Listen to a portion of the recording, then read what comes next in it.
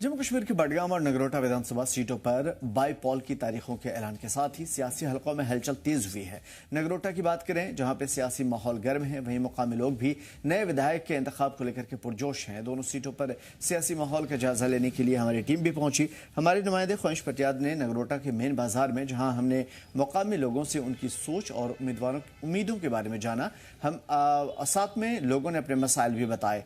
हाल ही में सैलाब ने नगरोटा को बुरी तरीके से मुतासिर किया और इसका एक बड़ा असर देखने को मिला। इस इलेक्शन पर असर पड़ सकता है इस चीज का। कांग्रेस पार्टी ने नेशनल कॉन्फ्रेंस के साथ मिलकर के ज्वाइंट पॉलिसी बनाई और वो राज्यसभा के बाईपोल में पिछली गलतियों को दोहराने से बचने की पूरी कोशिश भी करते हुए नजर आ रहे हैं।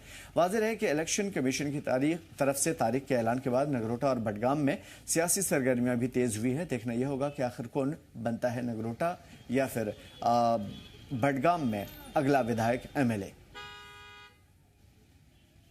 नगरोटा के सूरत हाल दिखाते हुए हम आपको बाजार में ले आए हैं। बाजार यहाँ पर नगरोटा का बहुत खूबसूरत है, हर तरह की दुकानें यहाँ पर हैं।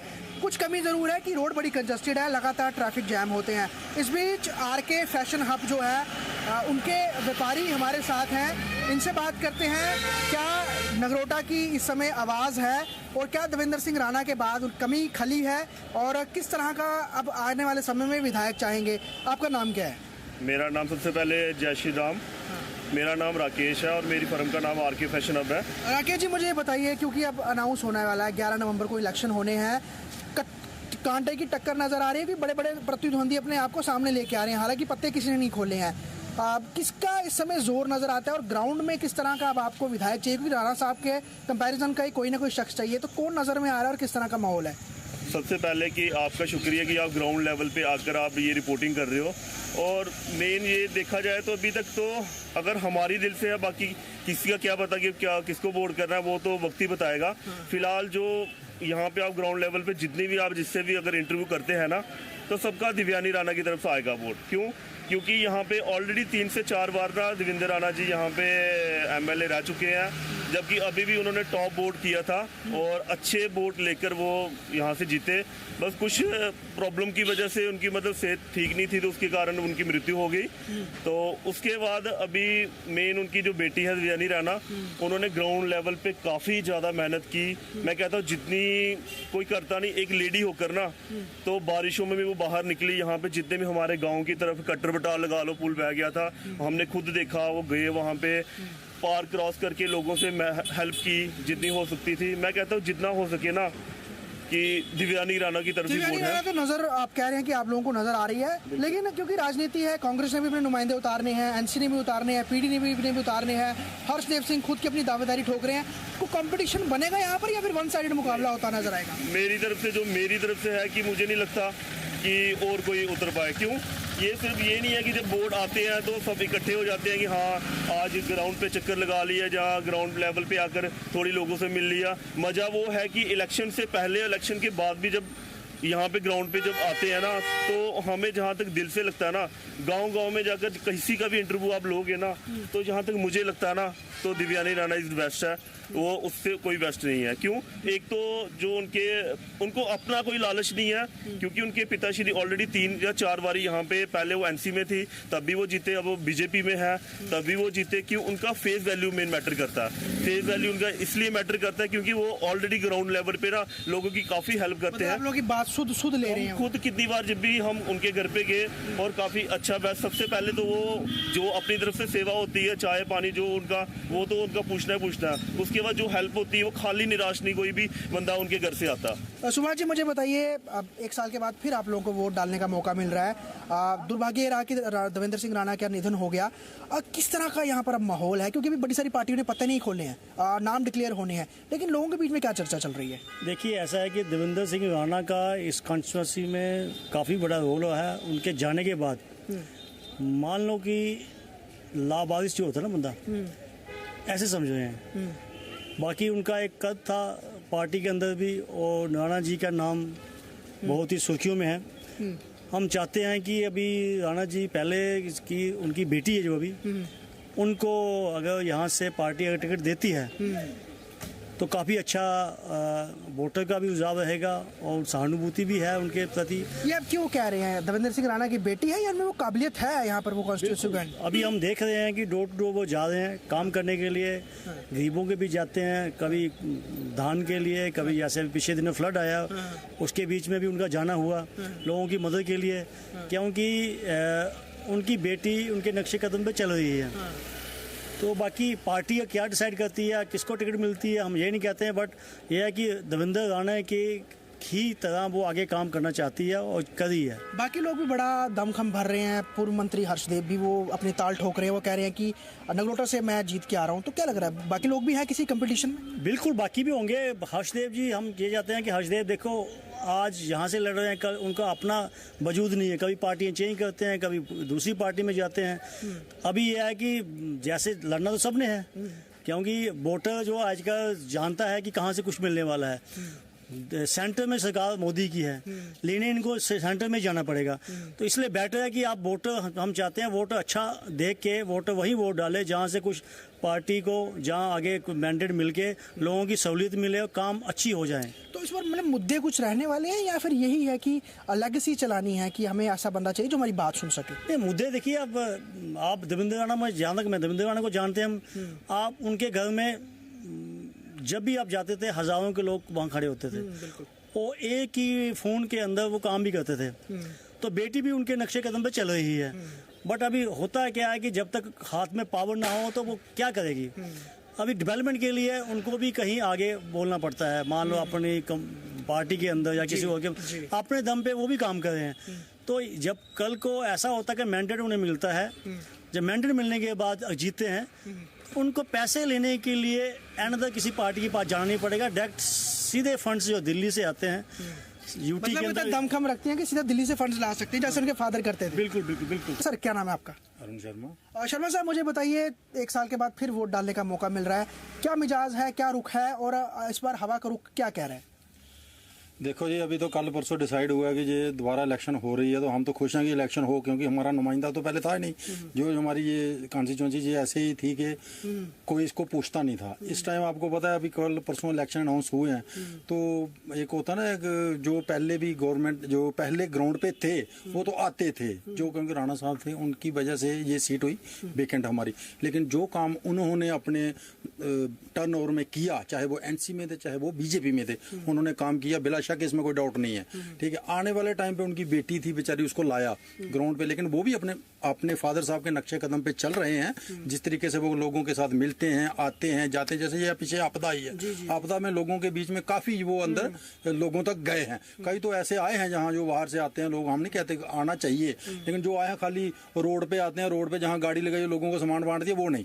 ग्राउंड लेवल वो है कि ग्राउंड पे जाइए, जहाँ आपकी नुकसान हुआ है वहाँ हद तक पहुंचे। अपने भी बड़े सारे लीडर रहे हैं अलग अलग पार्टियों, सियासतदान से। आपको लग रहा है कोई कंपटीशन है? क्योंकि एनसीपी अपना बंदा उतारेगी, नुमाइंदा उतारेगी, कांग्रेस भी उतारेगी, पीडीपी भी उतारेगी, पैंथर पार्टी भी उतार रही है, तो उन लोगों का क्या, उनकी छवि का क्या है? देखो सर, पैंथर पार्टी का मैं नहीं कह सकता क्योंकि यहाँ कोई जनाधार हो इस टाइम, लेकिन ये है कि कांग्रेस का भी पहले कांग्रेस का था पहले, लेकिन कांग्रेस वाले जब जीतते थे, अब जब हार गए, हारने के बाद भी तो बंदे ने टच रहना चाहिए लोगों के साथ। जरूरी नहीं है कि जीतने के बाद ही और टच रहोगे लोगों के साथ, हारने के बाद कोई मिलता नहीं है। जब अब इस तरह के हो गए, जिस तरह पहाड़ी पखरू होते हैं ना, जिस तरह आए और मौसम में आए और मौसम के बाद चले गए, वो नहीं चलेगा इस बार। इस बार लोगों ने अपना रुख, अपना जो माइंड होता है लोगों ने सेट कर लिया था, हमने वोट किसको देना है। मैं पार्टी में नहीं जाऊंगा, पहले नंबर तो बंदे पे जाएंगे, क्योंकि जो कैंडिडेट हमें अच्छा लगेगा उसको वोट देंगे, जो पढ़ा लिखा होगा, सीधी बात है। क्योंकि मैं तो पहली प्रेफरेंस मैं दूंगा राणा साहब की बेटी को, क्योंकि एक बार उनको मौका दिया जाएगा और देंगे वो, तो हम वोट उनको देंगे।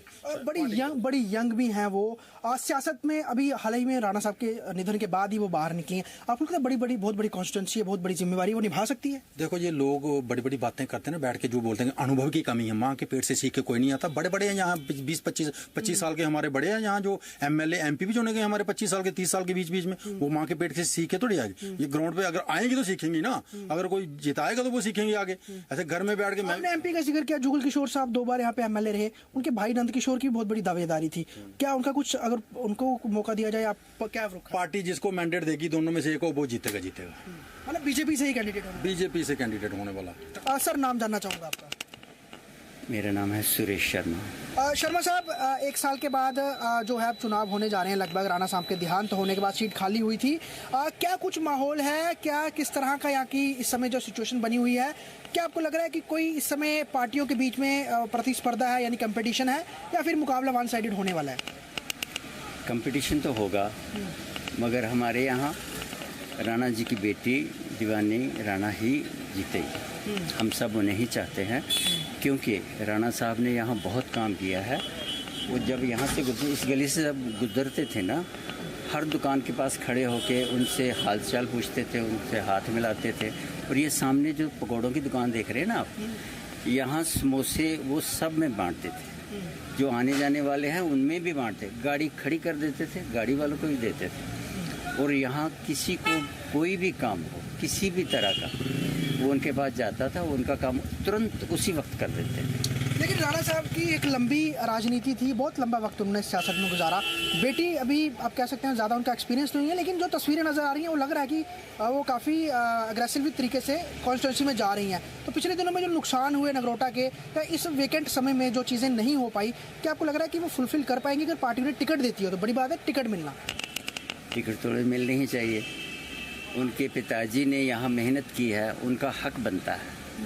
और मुझे आपका नाम नहीं मालूम, मगर मैं आपसे ये कहना चाहता हूँ, उनकी बेटी अभी छोटी है और इस उम्र में उसने अपने जीवन के कई सुख त्याग कर पॉलिटिकल लाइन में ज्वाइन किया है। उनके अपने पिताजी का जो उन्होंने यहाँ अपनी ज़मीन बनाई थी, उस पर आकर वो काम करना चाहते हैं।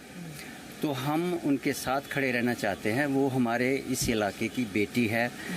मेरे जो छोटे बच्चे हैं उनकी बहन है, और बेटी और बहन जब आपसे कुछ मांगे तो आप सब छोड़कर उसकी वो ख्वाहिश पूरी करते हैं।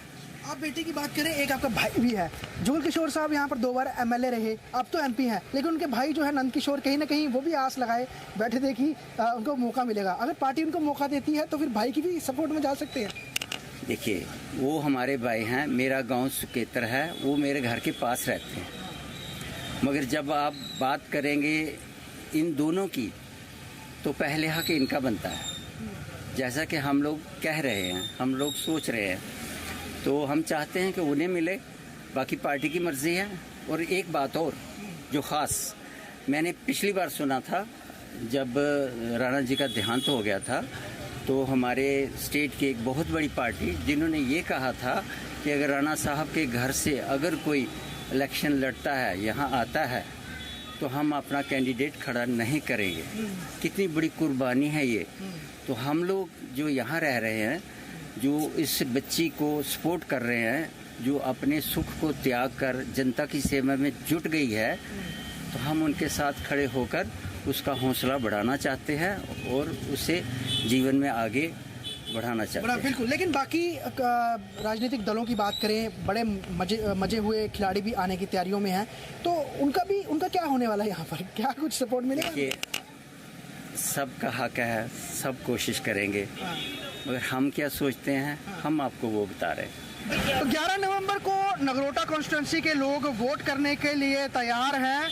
हमने आज पहले दिन नगरोटा कॉन्स्टिट्यूंसी के बाजार, जो कि मुख्य बाजार है नगरोटा का, वहां पर लोगों का विचार जानने की कोशिश की और ये देखने की कोशिश की कि क्या देवेंद्र सिंह राणा के निधन के बाद लोगों की कोई सोच बदली है, जो परेशानियां हैं वो किस तरह की हैं लोगों की, और आने वाले समय में, क्योंकि अब और पार्टियों के नुमाइंदे, क्योंकि अभी पार्टियों ने अपने नुमाइंदों जो है वो डिक्लेयर नहीं किए हैं, तो जो चेहरे हैं जिनको आगे टिकट मिलेगी तो वो लोगों के बीच में भी आएंगे। तो किस तरह की लोगों की यहाँ पर एक चॉइस बनती है, या फिर कैसे उनसे एक कनेक्शन जो है वो बनता है, उसके ऊपर हमने लोगों से बात करने की कोशिश की। अब मुमकिन ये है कि लोग ये चाह रहे हैं कि वो शख्स उन्हें जो है अपना विधायक के तौर पे मिले, जो उनके बीच रहा हो, चाहे वो किसी भी हालत में हो, किसी भी सूरत हाल में हो, और लोगों के काम करने के लिए उसने हमेशा अपने हाथ आगे रखे हैं। ऐसे व्यक्ति और ऐसी शख्सियत उनको एज ए विधायक अपना चाहिए। जी, जम्मू कश्मीर लद्दाख के लिए नगरोटा से ख्वाहिश पटियार की रिपोर्ट। तो लोगों के रुझान क्या है वो आपको साफ समझ में आ गए, लेकिन नगरोटा के बडगाम और नगरोटा विधानसभा सीटों पर चुनाव को लेकर के नेशनल कॉन्फ्रेंस के तर्जुमान तनवीर सादिक ने कहा है कि सीटों के लिए उम्मीदवारों के नाम का आखिरी फैसला खासतौर पर हाईकमान करेगा। उन्होंने ये भी कहा कि राज्यसभा सीटों को लेकर के भी पार्टी चर्चा कर रही है और जल्द ही नाम का ऐलान भी कर दिया जाएगा। हमारे पास बहुत दिग्गज लीडर्स हैं और हम जो भी कैंडिडेट्स होंगे वो नेशनल कॉन्फ्रेंस की तरफ से होगा, अलायंस की तरफ से होगा, उसके अलावा बाहर से कोई कैंडिडेट नहीं। पीडीपी का और काम ही क्या है इस वक्त? अगर आज की डेट पे पीडीपी ने जो तबाही की हो तो उन्हीं की वजह से, तो उनको रेलेवेंस अपने आप को लाने में यही चीजें बोलेंगे, जो चीज पॉसिबल नहीं है वही चीज बोलेंगे। हम क्यों अपनी सीट किसी और को दे दें, या ऐसा क्या हमारे ऊपर ये जिम्मेवारी हम किसी और को दें? हमारी अपनी लीडरशिप है जिसको हम राज्यसभा भेजेंगे ताकि जम्मू कश्मीर की जो बात है वो राज्यसभा में करेंगे। अब लीडरशिप इसके ऊपर बैठेगी, कैंडिडेट्स आपको कुछ दिन में हम बता देंगे, और मैं आपको फिर से बताऊंगा कोई भी आउटसाइडर नहीं होगा। जम्मू कश्मीर की बडगाम और नगरोटा विधानसभा सीटों पर तारीखों के ऐलान के साथ ही सियासी हलकों में सरगर्मियां तेज हुई हैं और इसी सिलसिले में कांग्रेस की तैयारियों को लेकर के जम्मू कश्मीर लद्दाख की टीम ने, खासतौर पर जम्मू कश्मीर लद्दाख की टीम ने जम्मू कश्मीर प्रदेश कांग्रेस कमेटी के तर्जुमान और सीनियर लीडर रविंद्र शर्मा से बातचीत की। चुनाव आयोग ने कल बाई इलेक्शंस के लिए डेट्स अनाउंस कर दी है। उसके बाद से जितने भी सियासी गलियारे हैं वहां पर गतिविधियां तेज़ हो गई हैं। हालांकि पहले से ही कहीं ना कहीं अनुमान ये था कि बिहार इलेक्शन की तारीखों के साथ ही बाई इलेक्शंस की जो डेट्स है वो भी अनाउंस हो जाएंगी बडगाम और नगरोटा कॉन्स्टिट्यूंसी सीट्स के लिए। साथ ही साथ जो राज्यसभा चुनाव हैं वो भी जल्दी कंडक्ट होने वाले हैं। ओवरऑल क्या तैयारियाँ हैं, हम इस समय कांग्रेस में मुख्यालय में हैं जम्मू में, और मेरे साथ पार्टी के chief spokes person Ravindra Sharma साहब हैं। सर, दो अहम इस समय चुनाव है, राज्यसभा और बाई इलेक्शंस। क्योंकि असेंबली इलेक्शंस एक साल अभी जस्ट भीतर गुजरा है, तो ये दोबारा से होने जा रहे हैं, जो पोस्ट जो खाली हुई थी सीटें, लेकिन राज्यसभा का काफ़ी लंबा एक बीच में गैप पड़ गया है। ओवरऑल दोनों इलेक्शंस को लेकर कांग्रेस किस तरह की तैयारी कर रही है, और इस समय क्या मिजाज जो है इस समय हमें जो है वो नज़र आने वाले वक्त में नज़र आएगा? देखिए, एक साल से तैयारी कर रहे। नगरोटा से हमारे दोस्त देवेंद्र सिंह राणा, हम इकट्ठे अपर हाउस में मेंबर रहे, उनका बेवक्त देहांत हुआ और 10 महीने हो गए। बडगाम तो उमर साहब ने सीट छीटी थी, तो वो एक करीब 10 महीने से लोग इंतजार में। 6 महीने के अंदर कानून है कि इलेक्शन होने चाहिए। इस सरकार के दौरान तो कानून चलता कोई नहीं। राज्यसभा के लिए भी यह है कि अक्टूबर 8 को गिनती हुई थी और कल 1 साल हो रहा है चुनाव की गिनती हुए, और उसके बाद 16 अक्टूबर को शायद सरकार ने हल्फ लिया, तो इसलिए वो भी चुनाव पिछले साल नवंबर में हो जाने चाहिए थे। लेकिन मर्जी चलती है, और आप सुनते ही हैं कि हमारे राहुल जी आजकल चुनाव आयोग के बारे में क्या क्या बताते हैं। इसलिए ये जम्मू कश्मीर के लोगों के साथ बहुत जुल्म हुआ कि 1 साल तक हमारा नुमाइंदा कोई नहीं था। अब जो भी होगा नुमाइंदा तो करेगा। आज यहाँ फ्लड की सिचुएशन, रेन, क्या कोई पैसा नहीं, 200 करोड़ का मजाक किया, और बिहार में चुनाव है तो 18,000 करोड़ रुपया दे दिया, कहीं कुछ दे दिया। इसलिए ये लड़ाई लड़नी होती है जो हमारे नुमाइंदे हैं। तो कुल मिलाकर के ये है कि तैयारी तो सबकी है, हमारी भी तैयारी है।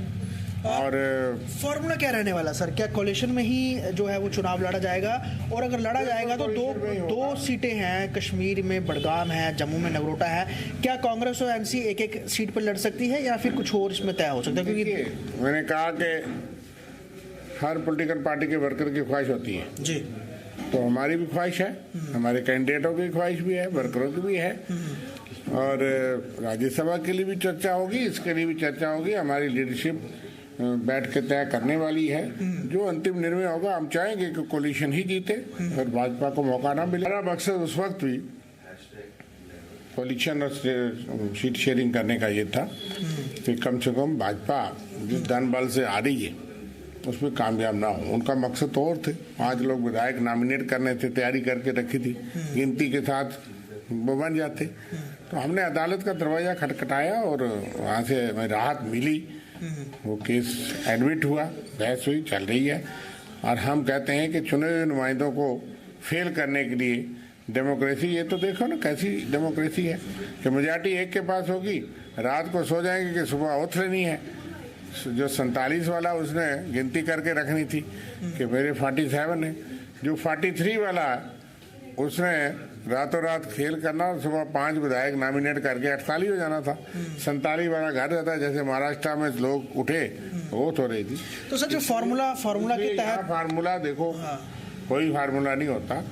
जब लीडरशिप बैठेगी, तय करेगी, चर्चा करेगी, उसके बाद लेकिन जो अपने बयान सुने थे वो जो असेंबली इलेक्शंस हुए थे उसके बाद जो रिजल्ट आया तो खासतौर पे एनसी जो थी वो कांग्रेस की परफॉर्मेंस से सेटिस्फाइड नहीं थी। उन्होंने कहा कि कांग्रेस ने कहने की सरेंडर कर दिया था, तो वो अभी भी कहीं ना कहीं सीट परफॉर्मेंस बेस पे कि उनको वैसे नहीं, उन्होंने जैसे चुनाव लड़ना चाहिए था वैसे लड़ा। शायद ज्यादा होंगी, लेकिन कांग्रेस कभी सरेंडर नहीं करती और राहुल गांधी ने जो लड़ाई हमने लड़नी थी लड़ी, लेकिन जो जम्मू की स्थिति थी और जिस तरह से चुनाव आयोग बिहेव करता है और जिस तरह के बाद उन्होंने हथकंडे अपनाए, कोई चुनाव हारने के लिए नहीं लड़ता, लेकिन कहीं उम्मीद से कम रहा। तो सर नगरोटा के लिए किस तरह से चैलेंज देखते हैं, क्योंकि ये देवेंद्र सिंह राणा की बड़ी उनकी सीट, जिस तरह से वो मोदी वेव फर्स्ट टाइम भी जीते थे, अभी अगर कांग्रेस कॉन्टेस्ट करती है तो किस तरह की तैयारी? देखिए यहाँ तो ऐसे ऐसे लोग जो सरपंच नहीं बन सकते थे वो भी बन जाते हैं वेव से, मोदी वेव से। तो देवेंद्र सिंह राणा तब एनसी में थे, तब जीते थे। मोदी वेव है नहीं, ये हिंदू मुस्लिम वेव है।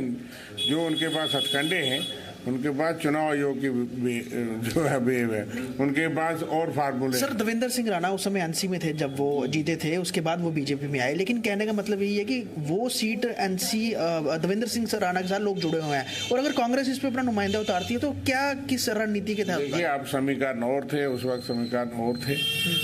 आपकी स्थिति पे जो है वो मुकाबला होगा, चर्चा होगी और उसके बाद तय होगा। अभी कोई फार्मूला तय नहीं, क्योंकि ये फार्मूले तो लीडरशिप करती है, तो उसमें वो बताएंगे। तो मैं लगता हूँ कोलिशन इंटरेस्ट को सामने रखते हुए हमें फैसले करने चाहिए और होंगे भी। और लास्ट टाइम अगर हम देखें, हम जो असेंबली इलेक्शंस की बात देखें तो बड़ी लास्ट डेट्स में जो है वो जो नाम अनाउंस किए गए थे बड़ी देरी कर दी थी। क्या इस बार तो कोई देरी नहीं होगी नाम अगर उतारने हैं, चेहरे उतारने हैं? कैंडिडेट्स को थोड़ा बहुत पता है, सीट मिलेगी तो राज्यसभा में तो कोई तैयारी नहीं करनी होती, वो तो चुने हुए एमएलए हैं, उन्होंने वोट डालने। बाई इलेक्शंस की बात, जहाँ तक बाई इलेक्शन की बात है तो कुछ कैंडिडेट्स जो हैं अपने अपने तौर पे तैयारी करते रहते हैं, और जब ये स्पष्ट हो जाएगा कहाँ कौन लड़ेगा तो मेरे ख्याल से। तो सर जब हमने देखा था पिछली बार भी जो कैंपेन हुई तो ज्यादातर बात जो है वो ईवीएम को रिलेटेड लेके आई थी, अलग अलग प्रधानमंत्री को टारगेट पता ही नहीं था, क्योंकि सुप्रीम कोर्ट ने कहा था 30 सितंबर से पहले, और इनकी हमको कोई उम्मीद नहीं कि चुनाव करवाएंगे कि नहीं करवाएंगे। आतंकवाद कितना एकदम बढ़ गया था और हमें लगता था कि ये चुनाव नहीं करवाएंगे, हालात का बहाना बनाएंगे जैसे बनाते हैं, आज बना रहे हैं स्टेट हुड देने के लिए। पहलगाम आपका फेलियर हो, आप कहते हो, लोगों को सजा देते हो, तो इसलिए उस वक्त की तैयारी और वो जनरल इलेक्शन था। आज ये 2 बाई इलेक्शन है, दोनों हमें उम्मीद है कि कोलिशन मजबूती से लड़ेगी और जीतेगी। कांग्रेस पूरी तैयार है? बिल्कुल तैयार है, हमने जो फैसला होगा उस पर तैयार है। हम लड़ना तो हम भी चाहते हैं, जो फैसला होगा उसको ओबे करेंगे। तो साफ तौर पर अभी बाई इलेक्शंस की कल ही डेट्स अनाउंस हुई है और आने वाले कुछ दिन जो है, क्योंकि 11 नवंबर को चुनाव होने हैं और उसके बाद 2 दिन बाद जो है वो रिजल्ट भी आ जाना है, लेकिन ओवरऑल कहीं ना कहीं इंतजार था बड़गाम और नगरोटा कॉन्स्टिट्यूंसी के लोगों को कि उनका अपना चुना हुआ विधायक उनके पास हो, और साथ ही साथ जो राज्यसभा के चुनाव हैं वो भी होने हैं। तो गहमा गहमी काफी नजर आने वाली है और काफी दिलचस्प ये चुनाव रहने वाले हैं, चाहे राज्यसभा का हो या फिर बाई इलेक्शन हो बड़गाम या नगरोटा कॉन्स्टिट्यूंसी सीट के। जी जम्मू कश्मीर लद्दाख के लिए जम्मू से ख्वाहिश पटेल की रिपोर्ट।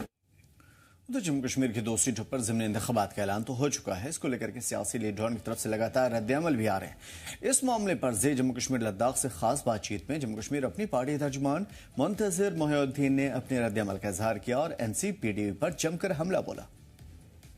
1 साल के वक्फे के बाद इलेक्शन कमीशन ऑफ इंडिया ने बड़गाम की जो असेंबली सेगमेंट 27 है उसके बाईपोल्स का ऐलान कर दिया।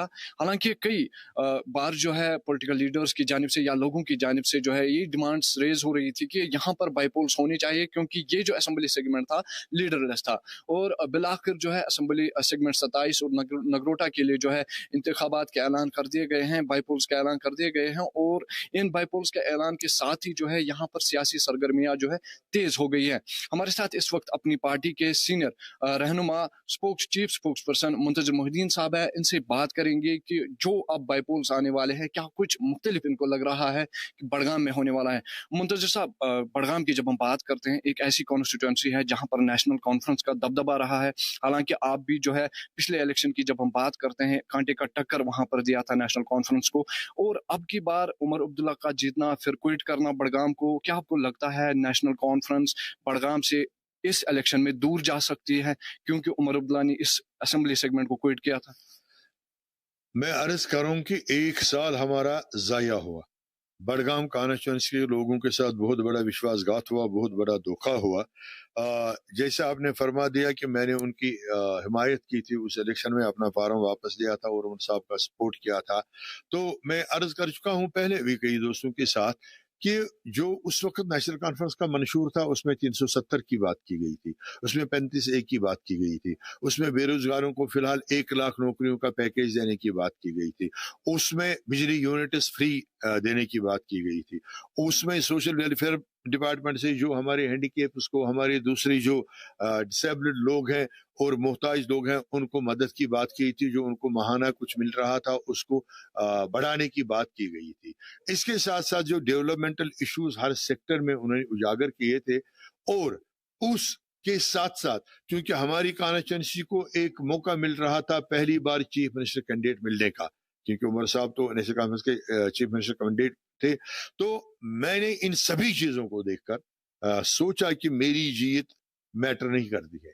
मैं उनके कद के सामने एक छोटा आदमी हूं, लेकिन अगर मेरी कॉन्स्टिट्यूंसी को और रियासती जम्मू कश्मीर के लोगों के उस छीने हुए तकद्दुस को बहाल करने की बात की जाएगी, जैसा कि मैनिफेस्टो में नेशनल कॉन्फ्रेंस ने रखा था, तो मैंने अपनी पार्टी से बगावत करके उनका सपोर्ट दे दिया।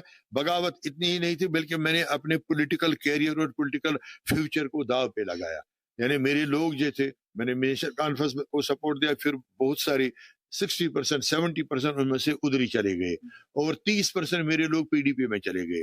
तो मैंने खुद को बिल्कुल अकेला कर दिया, अपनी कॉन्स्टिट्यूंसी और अपने लोगों के जज्बात के लिए वो कुर्बानी मैंने दी। लेकिन बदकिस्मती ये हुआ, उसका खातिर खा नतीजा नहीं हुआ, कोई बदला मेरी कॉन्स्टिट्यूंसी को लोगों को नहीं मिला, क्योंकि उमर साहब ने कोई मशवरा किए बगैर अपने लोगों से भी, चलिए मैं तो डायरेक्ट एनसी में नहीं था, लेकिन अपने जो उनके वहां कायदीन थे, कदावर शख्सियात, उनसे भी मशवरा किए बगैर ही उसको छोड़ दिया। और नतीजा ये हुआ कि 1 साल जो करीब होने आ रहा है हुकूमत को एनसी की कयादत में, तो मेरे लोगों का 1 साल दोनों तरफ से जाया हुआ। ना हमारे पास पार्लियामेंट मेंबर है, उसकी कोई मदद हमारे लोगों को मौजूद है, मैसर है, और न नेशनल ये असेंबली मेंबर है। तो अब की बार आप, चूंकि आप तो जानते हैं लोगों को डिवाइड करने के लिए बहुत सारी जमातें होती हैं, बहुत सारे पीछे पसी पर्दा कुछ एजेंसीज होती हैं जिनका काम होता है ये करना, वो भी अपने कैंडिडेट उसको उतारेंगे, क्योंकि आप देख रहे हैं पिछले 2-2.5 महीने में उन्हें अपने लोगों के काम कैसे फटाफट करा दिए। जहां एमएलए के जरिए कोई काम नहीं होता है, जहां मिनिस्टर के जरिए काम नहीं होता है, वहां एक आम लोग आते हैं और फटाफट आपको कहीं ट्रांसफार्मर दिलवाते हैं, कहीं लाइटें दिलवाते हैं, कहीं कुछ दिलवाते हैं। तो ये उनका एजेंसीज का अलहदा प्रोग्राम है, वो भी मैदान में आएंगे ताकि बड़गाम के लोगों का वोट वो तकसीम करें, उसको डिवाइड करें और बड़गाम के लोगों को फिर खसारे और अंधेरों में धकेलने की कोशिश करें।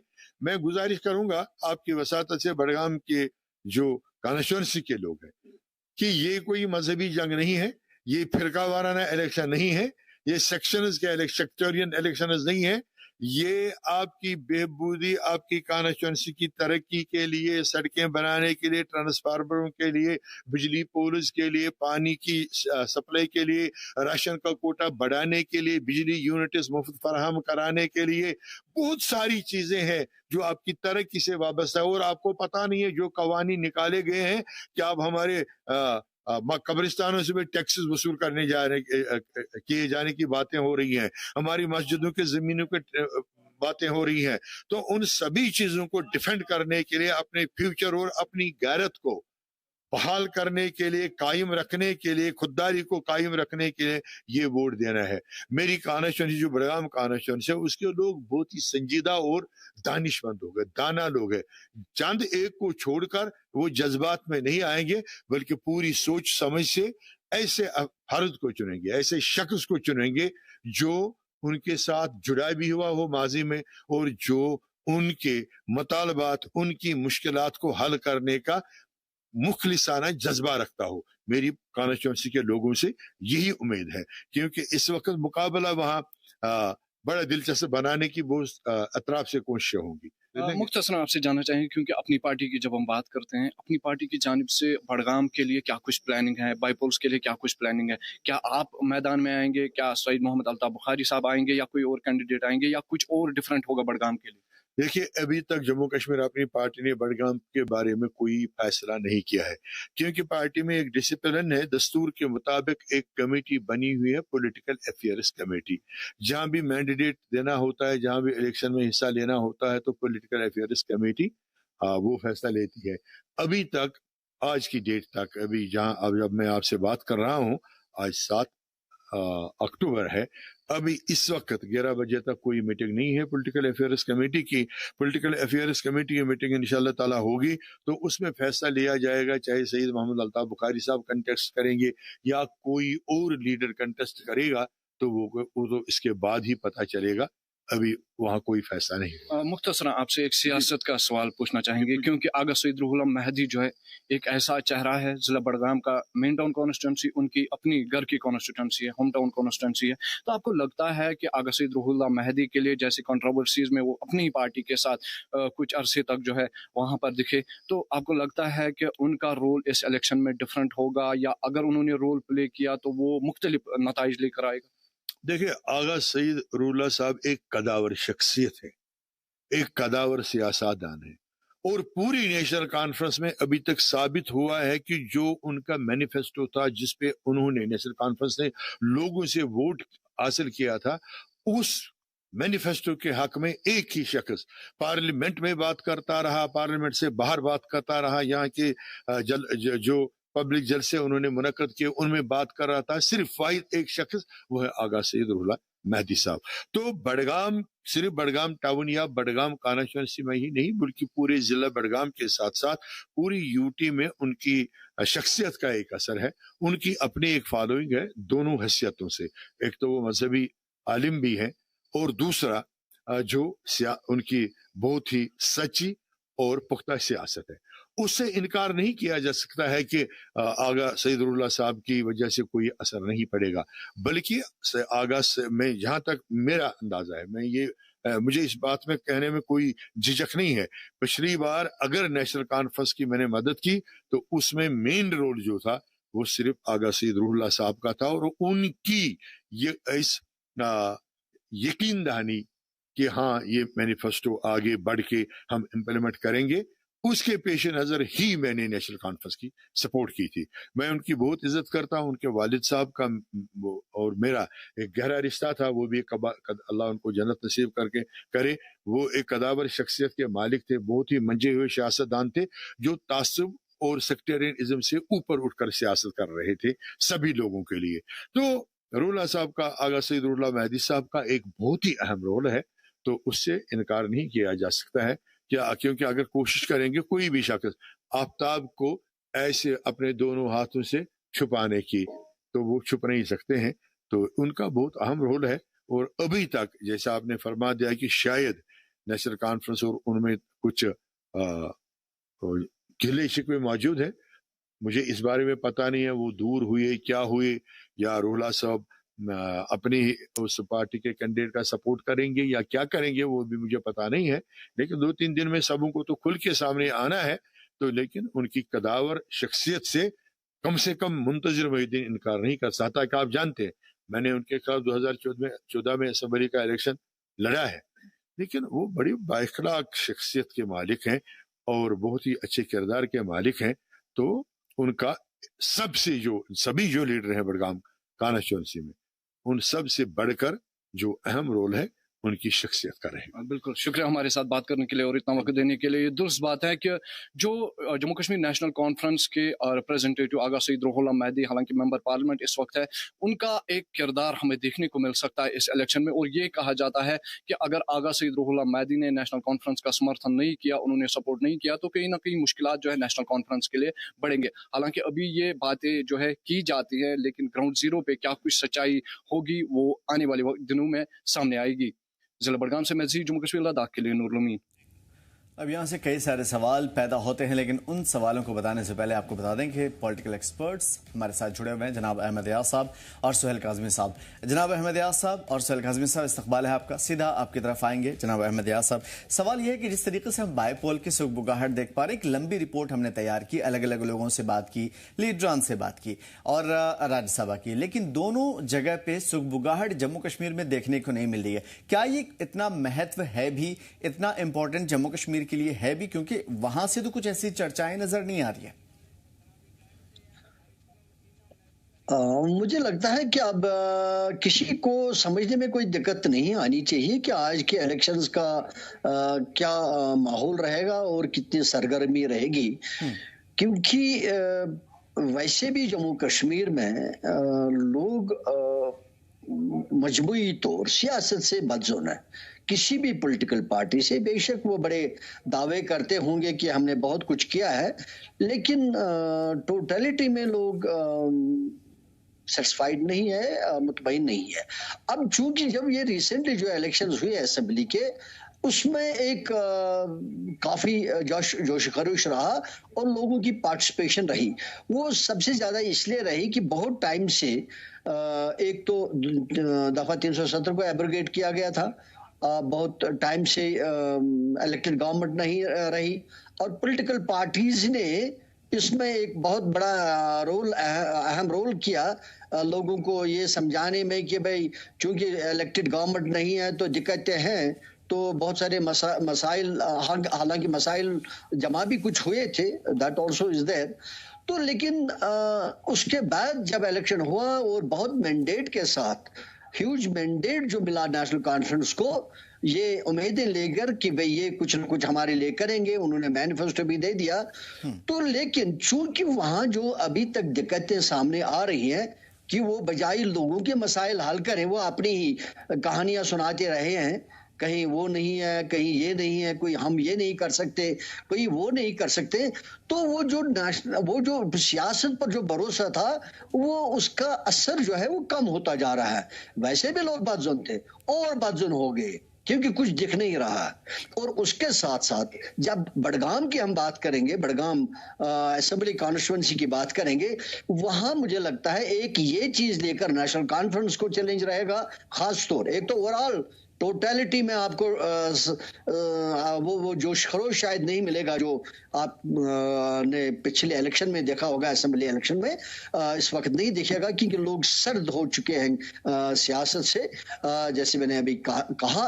और दूसरा एक ये कि जो वहाँ का जो इम्पोर्टेंट फैक्टर जो है रुहुल्ला मेहदी साहब का, वो भी नेशनल कॉन्फ्रेंस के साथ उनकी दिक्कतें हैं, तो वो भी एक फैक्टर रहेगा।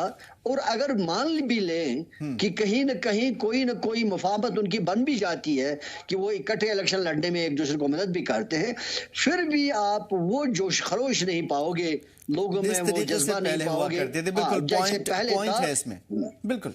मैं आपकी तरफ आता हूं। बाईपोल के हवाले से भी एक एक चीज करके हम समझेंगे, और चूंकि दोनों चीजें हमारे लिए बहुत ज्यादा अहम है, चाहे वो लोकसभा के जरिए कोई एमपी चुन करके पार्लियामेंट में जाए या फिर राज्यसभा के जरिए चुने जाए बाई एमएलएस। मैं जनाब काज़मी साहब आपकी तरफ आऊंगा। एएस दौलत साहब की जो किताब, उसका एक चैप्टर और उनके कई सारे इंटरव्यूज में भी उन्होंने कहा कि फारूक अब्दुल्ला साहब की हमेशा से ये ख्वाहिश रही कि वो पार्लियामेंट में जाएं और उनका बेटा वो एज ए सीएम बने। सीएम तो बन गए, अब पार्लियामेंट जाने वाली बात पे आते हैं।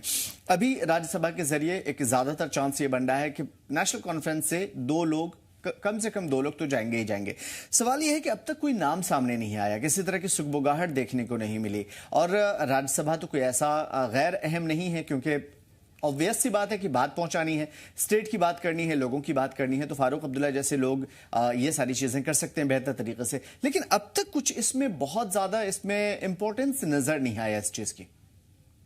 देखिए sir, good evening. Ahmed Ayaz साहब को भी मेरे तरफ से सलाम, आदाब। दूसरा ये है सर कि देखिए इस वक्त जो माहौल जम्मू कश्मीर में है वो वैसा माहौल नहीं है इलेक्शंस का जैसा पिछले साल माहौल था, या 2014 की इलेक्शन में मोदी वेव थी पूरे भारत में, और जम्मू कश्मीर में भी मोदी वेव का असर उस वक्त देखने को मिला था। जो लास्ट ईयर की इलेक्शन थी, आपको याद होगा, हम तब भी चर्चा करते थे कि जनाब पोलराइजेशन हो गई, हिंदू मुस्लिम डिवाइड हो गया, और पोलराइजेशन का जो असर था वो लोगों के दिलों तक पहुंचा और लोगों के वोट जो था उसमें तब्दील हो गया और आज जो उमर लेट सरकार है जिसके हाईएस्ट नंबर ऑफ एमएलए हैं वो लीड कर रहे हैं इस कैबिनेट को। लेकिन अब जो इलेक्शन होने जा रही है ये इलेक्शन ना तो पोलराइजेशन की इलेक्शन है ना मोदी वेव की इलेक्शन है। अब ये इलेक्शन जो है एक दंगल है और उस दंगल में सिर्फ बात होगी परफॉर्मेंस की कि कौन परफॉर्म कर सकता है बेहतर उस कॉन्स्टिट्यूंसी को। ये तो दो कॉन्स्टिट्यूंसी है बड़गाम और नगरोटा की। ये कहना कि वो देवेंद्र सिंह राणा की बेटी है तो वो इलेक्शन जीत जाएंगी बड़ा मुश्किल है। इतना जल्दी इसको प्री मेच्योरली इसका डिसीजन देना क्यों? बिल्कुल हाँ जी दिव्यानी मैडम। दूसरा ये है कि ये कहना कि सिर्फ नेशनल कॉन्फ्रेंस को कैंडिडेट बड़गाम में खड़ा कर देगी तो वो बिल्कुल विनिंग कैंडिडेट होगा, वैसा भी मुमकिन नहीं है क्योंकि लोग जो है एक साल से बहुत सी चीजें ऑन ग्राउंड देख रहे हैं। और ये अच्छी बात है कि नेशनल कॉन्फ्रेंस उमर साहब और आगा साहब इकट्ठे होकर एक यूनानिमस कैंडिडेट खड़ा कर दे तो कुछ जो अटकलें हैं वो थोड़ी दूर हो सकती हैं, लेकिन दंगल की तरह होगा और ये इलेक्शन जो है ये अपने अपने कैंडिडेट्स को उभार के सामने लाएगी। तो बड़ा प्री मेच्योर है ये कहना कि वो एनसी लेगी जो ये कह रहे हैं और वहां भी वो बीजेपी ले जाएगी क्योंकि बीजेपी में भी रेबलिंग है। नगरोटा कॉन्स्टिट्यूंसी में जुगल किशोर के भाई जो है वो चाहते हैं कि मुझे सीट मिले, जितेंद्र सिंह साहब जो चाहते हैं कि देवेंद्र राणा साहब की बेटी को ना टिकट मिले। तो रेबलिंग विद इन रेबलिंग है और यहाँ भी जो है नेशनल कॉन्फ्रेंस के जो कौन कैंडिडेट है जो आगे आना चाहते हैं, राहुल साहब चाहते होंगे उनके घर का कोई कैंडिडेट बने। उमर साहब अगर वालिद चाहते थे जो आपने कहा कि वो टाइम पे 29 साल की उम्र में पार्लियामेंट में पहुंचे तो स्वाभाविक तौर पे उनका उमर अब्दुल्ला साहब भी चाहते होंगे मेरा बेटा असेंबली में पहुंचे। तो बहुत सी चीजें हैं जो आने वाले दिनों में साफ हो जाएंगी, लेकिन ये इलेक्शन जो है ये दोनों सीटों में बड़ा इंपॉर्टेंट होने वाला है। जहां तक राज्यसभा की बात है, फारूक साहब की एज जो है मुझे नहीं लगता है कि वो अब सर्टन करती है कि वो पार्लियामेंट में उतना एक्टिवली पार्टिसिपेट कर सकते हैं जितना वो करते रहे अपने अपनी जवानी के दौर में। तो मुझे लगता है वहां भी जो हम सुन रहे हैं कि शमी ओबराय जो है उनके फैमिली के क्लोज रहे हैं वो एक नॉमिनी हो सकते हैं। चौधरी रमजान साहब जो बड़े दिग्गज नेता हैं हंदवाड़ा से जो पिछली इलेक्शन हार गए सजाद लोन से, वो एक कैंडिडेट हो सकते हैं। मैं समझता हूँ बहुत अच्छी चॉइस है वो। लेकिन और भी कुछ नाम है जिनपे वो बातें करते हैं कि किश्तवाड़ से सजाद किचलू और जम्मू से शायद अजय सडोत्रा, क्योंकि जम्मू और कश्मीर को भी बैलेंस करने की कोशिश जो है नेशनल कॉन्फ्रेंस करती है क्योंकि बीजेपी का हमेशा ये रहा कि ये सिर्फ वैली बेस्ड सियासत करती है। तो उस चीज का तो पिछली कैबिनेट में भी आपने देखा 3 मंत्री यहाँ के बना दिए, चाहे वो डिप्टी सीएम था चाहे जावेद राणा साहब थे। तो इसलिए उन चीजों का भी ध्यान नेशनल कॉन्फ्रेंस रख रही है। लेट्स होप कि आने वाले दिनों में क्या होता है। बिल्कुल बड़ी बात है ये चीजें, खासतौर पे ये चीज हमने इस वजह से भी पूछी जनाब अहमद याद साहब के अभी जो फिलहाल हम देख पा रहे हैं मोटी मोटी चीजें उसमें साफ झलक रहा है कि चूंकि जम्मू में एक बीजेपी का एक मजबूत बेल्ट रहता है और दिव्यानी राणा एक मजबूत उम्मीदवार के तौर पर लोगों के दिलों में भी है। अभी हमने बाइट भी सुनाई, बहुत सारी चीजें मे भी इसके अगेंस्ट में भी हो जो चीजें सुहेल साहब कह रहे थे। और कश्मीर में चूंकि नेशनल कॉन्फ्रेंस है तो हो सकता है कि शायद मे भी बहुत ज्यादा इंपॉर्टेंस इस चीज को न दिया जाए। लेकिन एक चीज को नजरअंदाज नहीं कर सकते, खासतौर पे पैंथर्स पार्टी को जम्मू में और कश्मीर की अगर मैं बात करूं बडगाम की तो आम आदमी पार्टी की भी सुगबुगाहट हमको देखने को मिल रही है। कहीं ना कहीं जराये के हवाले से सोर्सेज से पता चल रहा है कि आम आदमी पार्टी महराज मलिक जैसे दूसरे लीडर को उतारने की और इस मौके को भुनाने की कोशिश में। तो क्या जो एक कहीं ना मद्दे मुकाबिल खतरा तो हम नहीं कहेंगे लेकिन मद्दे मुकाबिल बहुत सारे ऐसे कैंडिडेट्स, बहुत सारी ऐसी पार्टियां हैं जो हो सकता है कि चुपके दाव खेल जाए। इसके बावजूद कि इस वक्त जो सिनेरियो बन रहा है या जो इलेक्शन खासतौर जो पिछली बार जो इलेक्शन हुआ असेंबली का और उसके ऊपर काफी नजरें थे, उसने यहाँ का सिनेरियो बदल दे दिया। क्योंकि अब तो एक हमने ऑलमोस्ट जम्मू कश्मीर में ये सोच के रखा था कि जब एब्रोगेशन आर्टिकल 370 की होगी तो जब नई गवर्नमेंट बनेगी, उस वक्त गवर्नमेंट नहीं थी इलेक्टेड गवर्नमेंट, नई गवर्नमेंट बनेगी तो कुछ न कुछ रास्ता निकल जाएगा। ये जरूरी नहीं कि सिर्फ 370 रिस्टोर हो जाएगा, लेकिन बाकी मामला को समझने में, देखने में, चलने फिरने में एक आसाइश से महसूस हो जाएगी। तो चूंकि वो नहीं हुआ तो इसलिए एक सिनेरियो बदल रहा है। तो अभी जब आप कह रहे हो कि नेशनल कॉन्फ्रेंस का काफी स्ट्रांग होल्ड है कश्मीर में खासतौर, यस, इसे इनकार नहीं किया जा सकता। एक बहुत बड़ी कार्डर बेस्ड पार्टी है, ऑर्गेनाइज्ड पार्टी काफी है, लेकिन उनके लिए भी इस वक्त जो मैं देख रहा हूँ चैलेंजेस आ रहे हैं, बिल्कुल आएंगे, जैसे मैंने जिक्र किया। जहां तक नगरोटा का ताल्लुक है, जैसे काजमी साहब ने बता दिया कि उनका इंटरनल कैंडिडेट्स का क्या होगा क्या नहीं होगा, लेकिन फिर भी उन्होंने अपनी साख्त को बचा के रखा है। उन्होंने अगर गवर्नमेंट नेशनल कॉन्फ्रेंस की भी है, लेकिन चूंकि सेंटर में बीजेपी की गवर्नमेंट है, तो उनके जो एमएलएज है जम्मू एरिया में, तो उन्होंने किसी न किसी तरीके से अपने साख्त को बचा के रखा है, अपने काम किसी हद तक वो कर रहे हैं। तो लेकिन वो सूरज हाल हमको कश्मीर में नहीं दिख रही है, इसके बावजूद कि नेशनल कॉन्फ्रेंस की हुकूमत है। लिहाजा ये सोचना कि नेशनल कॉन्फ्रेंस ही बहुत ज्यादा कर सकती है, उसके लिए भी शायद अभी कहना बड़ा मुश्किल हो जाएगा।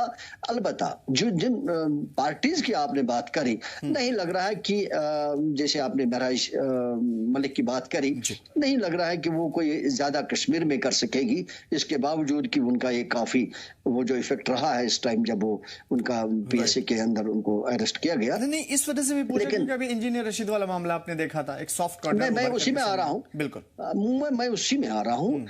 इंजीनियर रशीद का थोड़ा सा इफेक्ट हो सकता है, मे नॉट बी फर्स्ट और second, may be third somewhere. मुझे लगता है कि जो मोटा जो दिख रहा है वो नेशनल कॉन्फ्रेंस, पीडीपी और इंजीनियर रशीद के दरमियान ही मामला आ जाएगा सामने। बाकी जहां तक बड़गाम का ताल्लुक है, मुझे लगता है ये तीन के दरमियान ही आएगा कॉन्टेस्ट वांटेस्ट जो भी रहेगा। तो बाकी मुझे लगता है तीसरा चौथा कोई इसमें है नहीं, जैसे अपनी पार्टी की बात, जैसे आपने पैंथर्स पार्टी मलिक की बात नहीं, पैंथर्स पार्टी का तो यहाँ कश्मीर में तो कोई बात ही नहीं है, जम्मू में हो सकता है कुछ हो, लेकिन इतना भी नहीं है कि जहां वो कम्पीट करेगी बीजेपी को।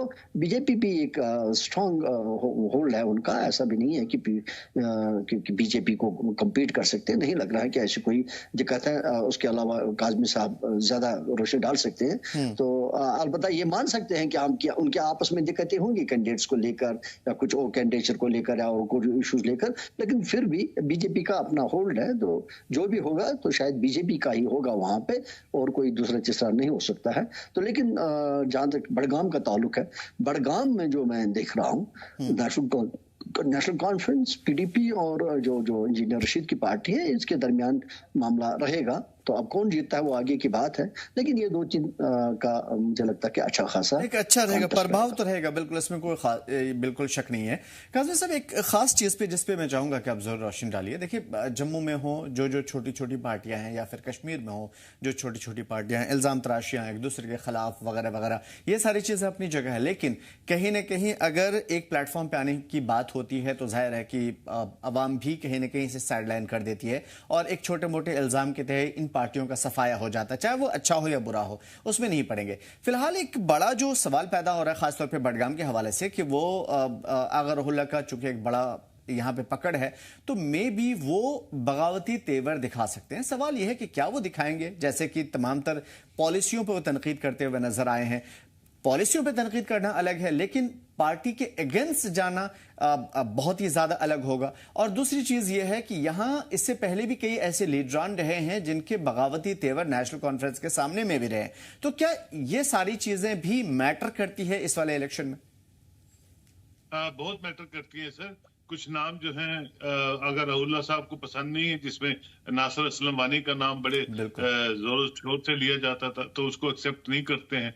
अब उमर साहब अगर अपने बेटे को चाहेंगे तो शायद वहां के लोग एक्सेप्ट नहीं करेंगे, क्योंकि डायनेस्टी पॉलिटिक्स के खिलाफ अब बातें होती हैं, वो भी एक चर्चा का विषय रहता है। अब ये जो कैंडिडेट इन दोनों की सहमति से वहां आता है, और उसमें ज्यादातर बडगाम कॉन्स्टिट्यूंसी को मद्देनजर रखते हुए कैंडिडेट का अगर नॉमिनेशन होता है, तो मैं समझता हूँ वो बेटर हो सकता है नेशनल कॉन्फ्रेंस के लिए भी और रहुल्ला साहब के लिए, और बेटर रहेगा, वो कैंडिडेट जीत सकता है। लेकिन ये कहना कि अपनी पार्टी वहां से निकालेगी, बिल्कुल नहीं निकालेगी। आम आदमी पार्टी का कोई वजूद नहीं है, कोई कैंडिडेट ऐसा नहीं है। तो अल्टीमेटली जो फाइट है वो नेशनल कॉन्फ्रेंस और पीडीपी के बीच रहेगी। लेकिन पीडीपी का अगर कैंडिडेट बहुत अच्छा हो सकता है तो फाइट बड़ी अच्छी रहेगी। मैंने कहा एक दंगल होगा, और दंगल में लोकल मुद्दा बेस्ड ये इलेक्शन रहेगी, उस कॉन्स्टिट्यूंसी को लेकर, नगरोटा कॉन्स्टिट्यूंसी को भी लेकर। बडगाम क्योंकि बड़ी वेल रेड और बड़ी रिलीजियस कॉन्स्टिट्यूएंसी है, तो वो उन चीजों का भी ध्यान रखते हैं। मिक्स्ड पॉपुलेशन है, ये कहना कि सिर्फ शिया पॉपुलेशन ही है वहाँ, ऐसा नहीं है। मिक्स्ड पॉपुलेशन है, शिया सुन्नी सब वहाँ जो इक्वली मुझे लगता है वो डिवाइडेड है। लेकिन ये है कि अब जो कैंडिडेट होगा उसका फेस, उसकी अपना पर्सोना और उसकी जो पार्टी है वो मैटर जरूर करेगी और पॉलिसीज बिल्कुल यही पॉइंट मैं सुनना भी चाह रहा था आपकी जुबानी, क्योंकि मैं चाह भी रहा था कि ये लोगों को समझे, क्योंकि मेरा जो अगला सवाल इसी से मुताल्लिक भी है अहमद यार साहब। क्योंकि अभी देखिए बडगाम को छोड़ दिया था, भले ही बडगाम के लोग नाराज ना हो, लेकिन जाहिर सी बात है वो अपने आप को अलग समझेंगे, क्योंकि फारूक अब्दुल्ला साहब ने बडगाम का इंतखाब नहीं किया, गांधरबल का किया। मैं आपसे समझने की कोशिश करूंगा कि इस मरतबा सियासी शऊर जो बडगाम के लोगों ने इससे पहले लगातार दिखाई है पिछले बरसों में, क्या इस मर्तबा में भी कुछ बगावती तेवर यहां से भी नजर आए अवाम की तरफ से भी, या फिर ये सारी चीजें मैटर ही नहीं करती है, बल्कि मैटर ये करती है जो लोगों के मसाइल बढ़ते जा रहे हैं उसको सरकार हल नहीं कर पा रही? बिल्कुल, ये एक जबरदस्त फैक्टर रहेगा इस टाइम, क्योंकि एक जैसे सोहेल साहब ने कहा कि भाई एक जो इंडिविजुअल कैंडिडेट का कौन रहेगा वो भी एक इस वक्त ज्यादा मैटर करेगा बनिस्बत पार्टीज का, क्योंकि एज पार्टीज तो अब देख रहे हैं सब लोग कि क्या हो रहा है, पार्टीज कहां पर क्या कर रही हैं। तो लेकिन एक कैंडिडेट का होना पार्टी के साथ साथ बहुत महत्वपूर्ण रहेगा इस टाइम बडगाम कॉन्स्टिट्यूएंसी को लेकर, क्योंकि जो यहाँ के डेवलपमेंट्स जो इलेक्शन के बाद हुए और अभी जो डिलीवरेंस के मामला उसको लेकर ये देखा जाएगा कि कैंडिडेट कौन सा सही रहेगा, उसका एक काफी इफेक्ट रहेगा। और मुझे लगता है कि ये भी नहीं है कि नेशनल कॉन्फ्रेंस के पास कैंडिडेट्स नहीं है, लेकिन उनकी दिक्कत यही है जैसे मैंने कहा कि जो गवर्नेंस के इश्यूज आगे उनके बड़े दावों के बावजूद, और उसके साथ साथ जो मामला रोहला साहब को लेकर आगे, तो उनकी वो एक दिक्कत है जरूर, और वो शायद हमको मिलेगी भी दिखने को इलेक्शन के दरमियान। अलबत्ता आप देखना पड़ेगा ये कि जो पीडीपी के कैंडिडेट्स होंगे, जो भी कैंडिडेट होगा वो कौन सा होगा, और उनका भी वहाँ अच्छा खासा होल्ड है बडगाम डिस्ट्रिक्ट में, तो बडगाम कॉन्स्टिट्यूएंसी में, तो वो भी एक महत्वपूर्ण बात रहेगी कि कैंडिडेट कौन होगा उसके लिए। तो जहां तक फिर और पॉसिबिलिटीज है, जहां मैं देख रहा हूँ और पॉसिबिलिटीज है कि वहाँ इंजीनियर रशीद का अगर पार्टी का इतना नहीं मानेंगे कोई ज्यादा इफेक्ट रहेगा, लेकिन वहाँ का कैंडिडेट जो है उनका वो एक डीडीसी का चेयरमैन भी रहा है वहाँ, तो उनका एक अच्छा खासा इन्फ्लुएंस है वहाँ पे, जिन्होंने इंजीनियर रशीद की पार्टी के साथ ज्वाइन किया है, तो शायद वो एक इफेक्ट रहेगा थोड़ा। बिल्कुल, पल पल बदलते हालात के साथ परत दर परत भी खुलते रहेंगे, और आज चूंकि वक्त कम रहा इस वजह से हम एक एक चीज को बारीकी से नहीं समझ पाए, लेकिन जो भी समझा काफी बेहतर समझा। और यकीनन आप दोनों हजरात के साथ इस प्रोग्राम को हम कंटिन्यू करेंगे कल इंशाल्लाह, और इसी प्लेटफॉर्म के थ्रू हम ये भी समझने की कोशिश करेंगे कि चाहे वो बाईपोल हो या राज्यसभा का इलेक्शन, ये दोनों कितना महत्वपूर्ण है, कितना इंपॉर्टेंट है, और आम लोगों की जिंदगी में क्या असर पड़ेगा। और सबसे बड़ी बात कि अब तक जो चीजें खला के तौर पर हमने स्टेट जो कि 10 तारीख को समाप्त होनी है, वो जो चीजें हैं जिसकी वजह से लगातार सरकार ने कहा है कि हमें कुछ करने नहीं दिया जा रहा है वगैरह वगैरह, ये सारी चीजें, इन चीजों को लेकर के एक खास तौर पे एक पॉइंट पे आने की कोशिश करेंगे कि क्या आने वाले दिनों में इलेक्शंस अब मैटर भी करेंगे या नहीं, और अगर करेंगे तो क्यों करेंगे, और इलेक्शन कमीशन, माफ कीजिएगा, सुप्रीम कोर्ट से खासतौर पर स्टेटहुड को लेकर के अब क्या उम्मीदें रहेंगी। बहुत शुक्रिया आज के इस पैनल में शरीक होने के लिए, हमसे खास बातचीत करने के लिए। फिलहाल इस बुलेटिन में इतना ही, हमें दीजिए इजाजत।